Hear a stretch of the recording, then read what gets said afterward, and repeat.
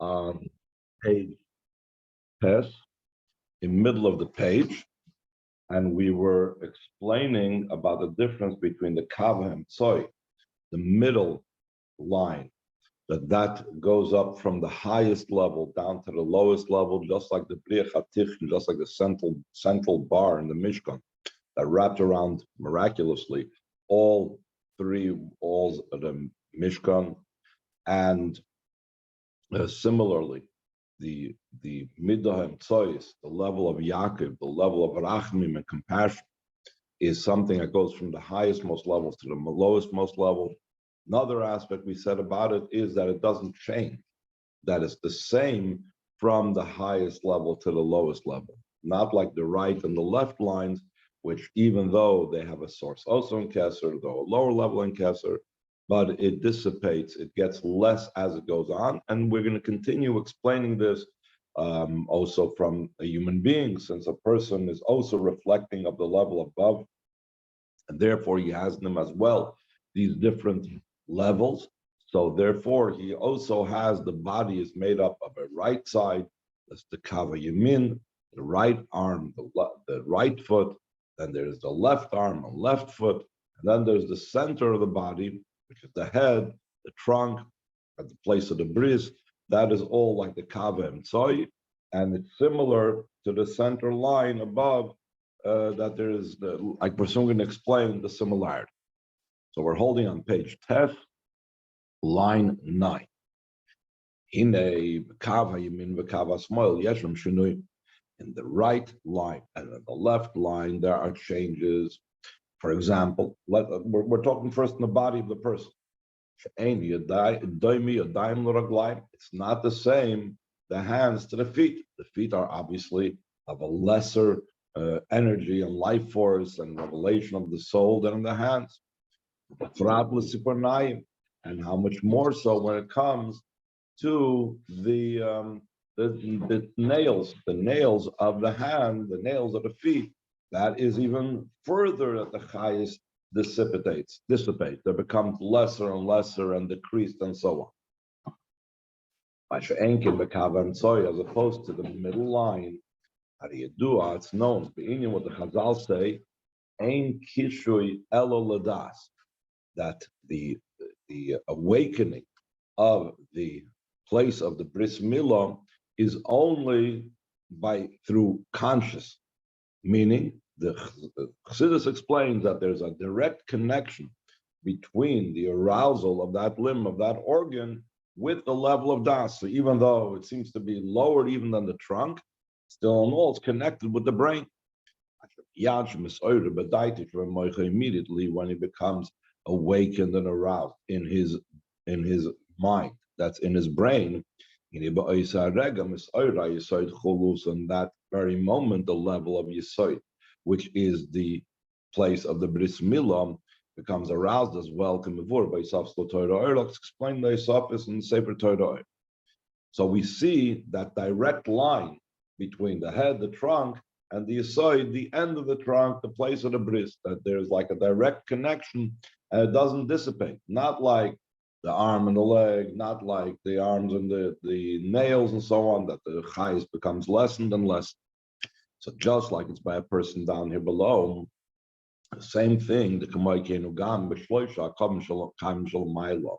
So too, it's in the three lines above, Ashashne akav yeminu smoil, that the two lines, the right line and the left line, that we're going to say today in Paschal Yo, we're going to speak about these lines. It says chad arich, one is long, the chad ktsir, and one is short. The long line indicates that it's the level of chesed, it's giving, it's mashpia, the level of the right. The short line indicates it's withholding, it's short, it's lessened, it's constricted, it's symptom, that's the level of gevura. So hey mismatim mishtanim. Those lines, the right line, the left line, in Atzilus, they decrease further and further and change. As opposed to the center line, Chad Beinani, what it says over there in the Paschal Yo, that we're going to say this afternoon, it says one is an average or medium or median type of line, meaning that from the top of the line to the end of the line, it's equal. It doesn't dissipate, it doesn't become less, it doesn't decrease. That's the advantage of Yaakov, who was also the center line. Like we had said earlier in the Maimer, the Lashon the Zoyar, the most perfect of the forefathers. His bed was complete, meaning all of those that were born from his union, all of his children were tzaddikim. Ki Avram Yatzamenu Yishmael. Avram came out of him Yishmael. Yitzchak Yatzamenu Esav, and Yitzchak came out of him Esav. Therefore, that shows a dissipation, that shows a lessening, a decrease. Avram was in the line of Chesed, and it came more mitzvah, until Yishmael came about. And Chassidus, another place, it brings down that Yishmael came out specifically from Avram because Yishmael was Chesed the Klippim. So eventually, from many tzimtzumim of Chesed the Kedusha, you get Chesed the Klippim. The same thing, Esav was known for his murderous ways and so on. So from him, he came, it was Gvura the Klippim that came as a result and as a lessening of the life force and energy that came from Gvura of Kedusha. So we see that when you're dealing with the right and left line, you see the decrease, the lessening. That doesn't stay the same on the top as it is on the bottom. The Rebbe says, we know but that Chazal were very exact in their terminology, and they used the expression that Avram Yotza Menu Yishmael, Yitzchak Yotza Menu Esav. The word Yotza means they left them, that they don't have any association with them. So why am I saying that it's an indication of the decreasing of the right line and the left line? If it's only Yotza Menu, if it's something that just went out of him, meaning it's disconnected from Avram, Yishmael is disconnected from Avram, Esav is disconnected from Yitzchak, even though they came from them. So how you bring this as a proof of the right line lessening in degree, of the left line lessening, they have no connection, they're disconnected from their source. So the Rebbe says, line 22, line 22, though it's only in a way that went out from him, still in all, it went out, but where? The expression Chazal has two parts. Yotza, but mimenu. True, it went out, but it went out from him. Top of the page, Yud. Since Avram and Yitzchak respectively were from the right line and the left line, these two lines. The more they are drawn down below, they decrease, like we said before, because of decrease, following decrease, that occurs at the conclusion of the Amshachim. So it was possible to be this idea that it came out from him. In other words, even though, like we said before, Yotza indicates a disconnect, but how is there possible to be such a disconnect? In the middle line, there was no disconnect. In the middle line, there was no Yotzer Menu. It was Mitasei Shleima. All of his children were tzaddik. The very fact that was possible to happen something at the end of the line of Avram, a disconnect to have Yishmael. At the end of the line of Yitzchak, to have a disconnect, to have the idea of Esav, is because even within the right line itself in Kedusha, and even within the left line itself of Kedusha, as it progressively goes lower, it becomes lessened and lessened. And therefore, eventually, what could result was that full disconnect that you had Yishmael on the one hand, you had Yitzchak on the other. But by Yaakov, Yaakov line 6, as opposed to Yaakov, since he's in the center line, that has no changes in it. His bed was complete, meaning even the way he descends below in a level of his bed. Now, he doesn't explain what that means below, but one could say physically The idea of a bed shows that the person is lowering himself. Just like Chassidus always explains the difference between standing and sitting, that when we talk about Hashem sitting on his throne, he's lowering himself, just like a person from a standing position to a sitting position lowers himself. How much more so is a person lowering himself when they're lying down in the bed, especially that then when they're lying down in the bed, their head and the rest of their body are more or less on the same level, etc., etc. So the point is, he could have used, the Gemara could have used many different types of expressions to note the fact that Yaakov Avinu's children were tzaddikim. Use a very interesting expression, Yaakov mitase shleima, meaning even in the state of mita, even the way he descends below to the bed, or even dealing with matters of the bed, etc., etc. It also shows I'm engaging in the physical world and engaging with low things. He's still in a perfect state. Okay. Any questions? And again, let's try to keep it on topic. I want to try to finish the mimer today before Yom Tov begins. Okay, we're holding on page Yud, second paragraph, line 10. Say you've much cost bekisve Arizal pasuk. This will be understood. What it says in the Arizal's writings on the pasuk, it says in Mishlei that Shlomo Melech said, Shloisha Hema Niflu Mimeni. 3 things are wondrous from me, Varbo Yadatim, and 4 of them I did not know. And one of them is Derech Hanesher Bashamayim, the path, the road of the eagle in the heavens. Fine, whatever that means, different Mefarshim speak about it, but there's a way the Arizal interprets it. How does the Arizal explain? What is it? What's Shlomo Melech's wonder? It says Shlomo was wondering, how is it possible that an eagle that's an impure bird he's found in the heavens in the supernal chariot. Mela, when you have a kosher animal is at least has to do with the world of Klippus Noiga, and there's good in it, and it's possible to be elevated. So I can understand how, let's say, an ox could be in the divine chariot. Fine. But how is it possible for an eagle that's a not kosher animal to be in the divine chariot? That's what the Arizal explains was Shlomo Melech's wonder. I don't understand how's an eagle over there in the divine chariot. Okay. So there's a problem with the statement of the Arizal. In the divine chariot, there are 4 faces. Nei Shor, there's the oxen face. Nei Nesher, there's the eagle's face. Nei Aryeh, there's also the lion's face, and Pnei Adam, a human face. These are all different malachim, very high levels of malachim in the Merkava Ya'ir. So the eagle is not the only non-kosher animal in the Merkava. Let's see it inside. Line 15. It's known the question on this. Why did Shlomo Melech only wonder about the 3, only the eagle? Also, a lion is also an impure animal. Still in all the lion's face is one of the 4 beasts that are represented in the divine chariot, one of the very high levels of malachim that's in the divine chariot. So the answer is the idea behind this is the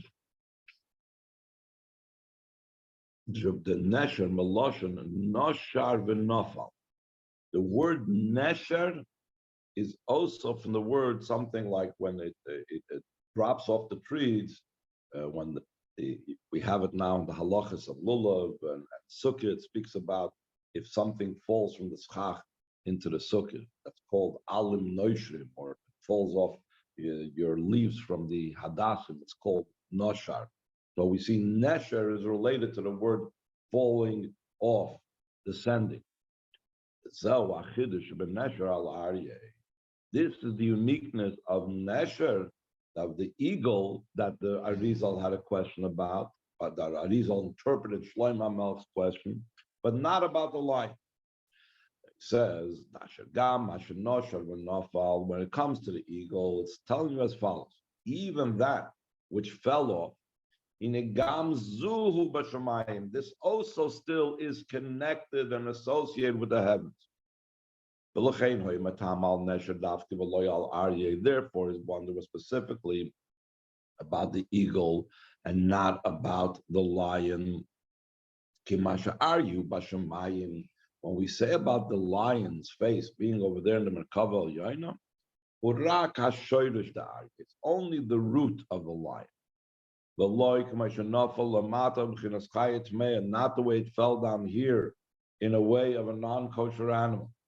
So we know, again, we had this recently also in Tanya, we had that the chayas of the animals, not the physical animal, but the nefesh, literally the nefesh habaham is the animal soul of different animals. Their source is in the malachim al yonim.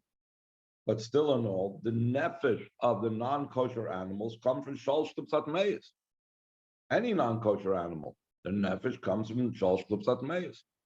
So therefore, they have now been disconnected from their source in heaven. Sounds similar to the Yatzav Mena that we spoke about before, about Ishmael and Esau. They don't have an association with that. They fell down here below. Now the Rebbe says, it's totally disassociated. The fact that they were able to fall down here below was also because of their source. Let's see it inside. Though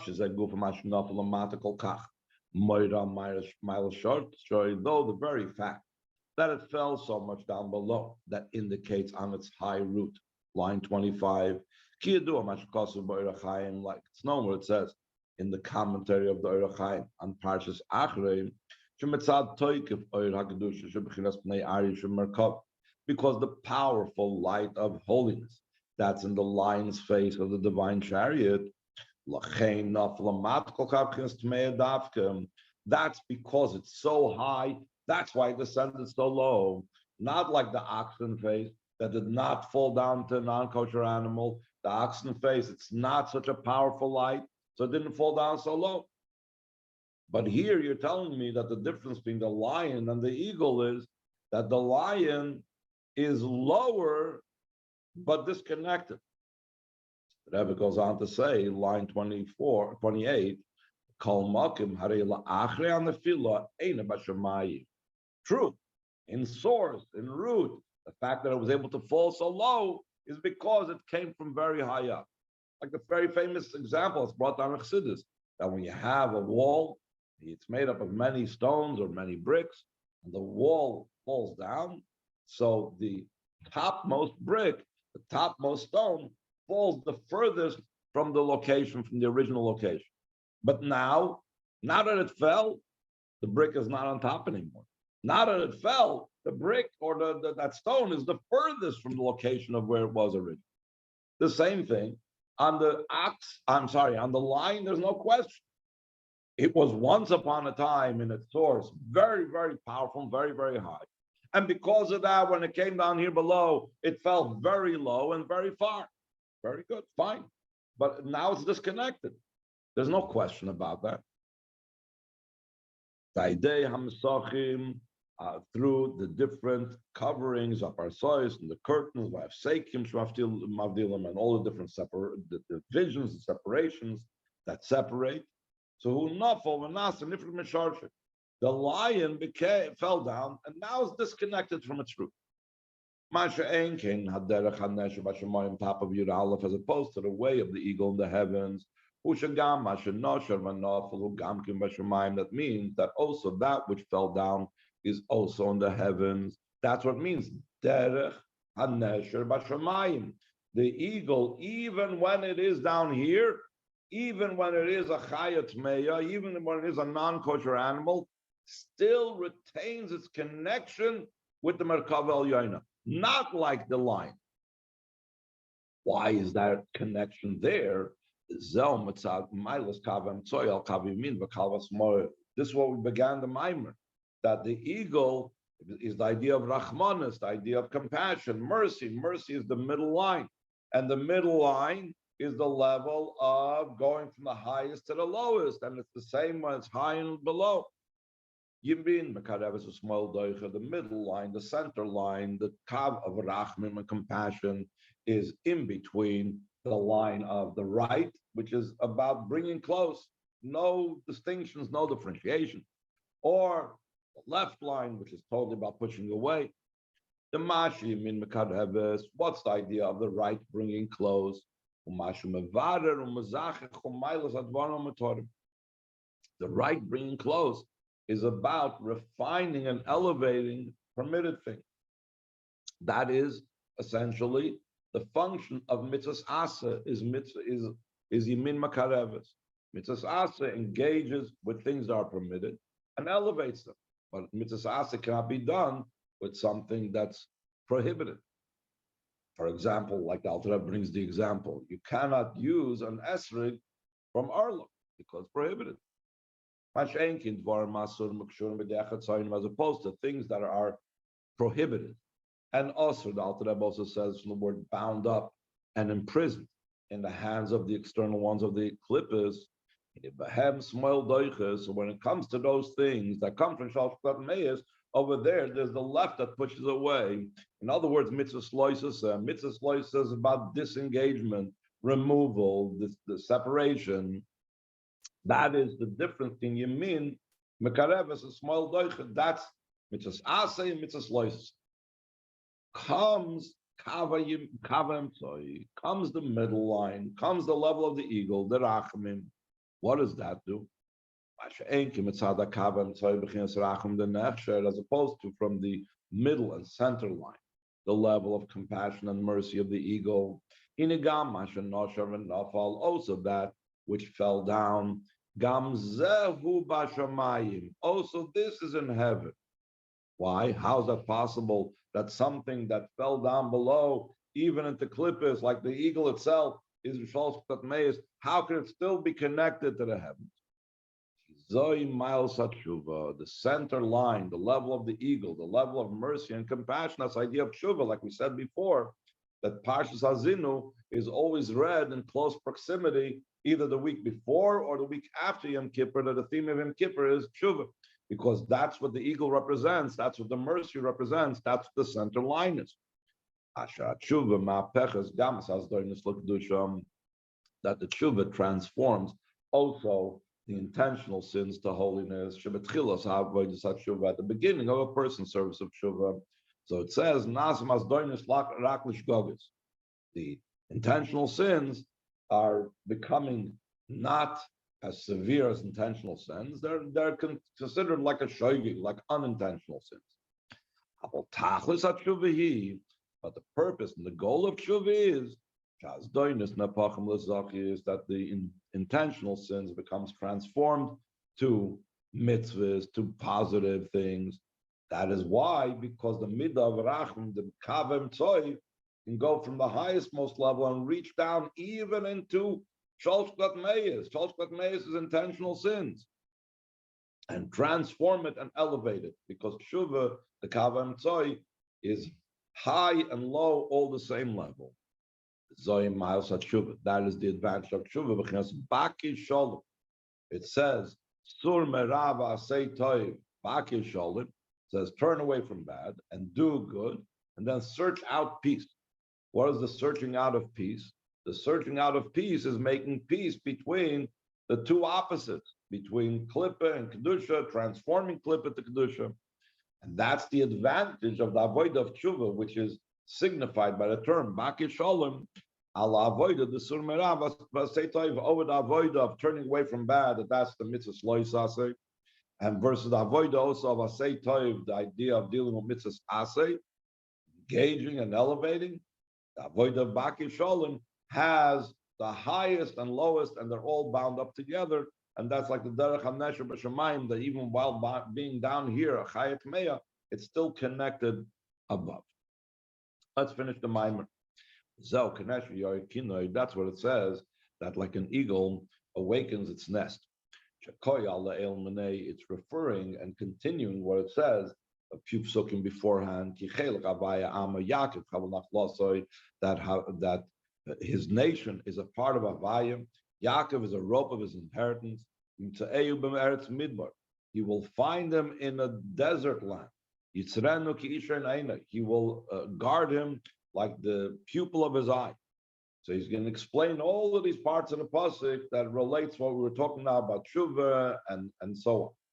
So he says, Yaakov b'chinas kavem tzoykana. Yaakov is the center line, like we said before. Therefore, like we said, that in the center line, it's equal and the same from the top of the line to the bottom. So that's where it says Yaakov is the rope of his inheritance. What's the analogy of a rope? It is similar to a rope that one end of the rope is above and the other end of the rope is down here below. And what occurs? The nature of a rope is when you move and shake the lower part of the rope, it causes all the way movement in the upper part of the rope. Before Begeres Tshuva, like explained in Tanya in Begeres Tshuva. Why is that so? Because we're dealing with Yaakov, we're dealing with the center line. Since Yaakov is the center line, therefore he's like this rope that goes down from above to below, and the bottom affects the top. Another thing we see that reminds us of the idea of tshuva. It says, Yimtza'eyu be'eretz midbar. He will find them in a desert land. Midbar who? What is the definition of midbar? It's like it says in a different pasuk, Asher lo yoshev adam sham, that no man is settled over there. And what is the man referring to? It's referring to the man of above. That the supernal man that comes down through Torah mitzvahs did not settle over. So even there, even in a place of a midbar, even a place where there's no Torah mitzvahs and the other Elohim is not there, still in all, Vafel became line 29, still in all, because of the level of tshuva, which is kavem tzoy, the center line, he will find them in the desert land, and in the emptiness where it's like so completely empty, only there's the howling of animals and so on. Even in such a place, you will find him. Like it's explained to the Torah, top of page base, that you will search him out there. That we search out and we find the Eibishter specifically in that darkness of the wilderness, in that deserted area. And he will guard him like the pupil of his eye. What does that mean? It's the black part of the eye. Rashi, like Rashi explains, it's the place where the luminary comes out from. It's a place from where we see, which is very interesting. We don't see from the clearest part of the eye, from the white part of the eye, but only the sight is connected with the black. Black seems the opposite of light and vision and revelation. Why is it? Because the black of the eye, the pupil of the eye, indicates this same theme that we're saying before. It's the idea of the transformation of darkness to light. When we transform the darkness to light, then it's a greater advantage of light. It's known concerning the advantage of light over darkness, meaning the advantage of light that comes specifically when it comes out of the darkness, more so when there's the light without the darkness. After saying all of these things, the pasuk continues. Kנשר, יעיר, קינו, גיימר, יisrael, olav rasoi, like an eagle awakens his nest, he will carry him on his wing. Because of the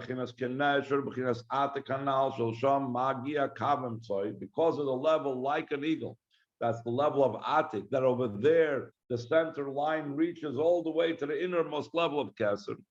He carries him on his wing, meaning Torah mitzvahs. Torah mitzvahs are like the limbs, and this is higher than the limbs, which is slicha, v'chapara, we have forgiveness and atonement. Until it comes down from him from a level that's higher than Torah mitzvahs upon his wing. And he concludes, Hashem will lead him alone. There's no other power with him. no foreign power with him. No there is no foreigners with you. They'll be only for you. Only the Yidden and the king themselves. That's only united, the Yidden and the Eibishter. We should see this revealed immediately now, this Erev Shabbos.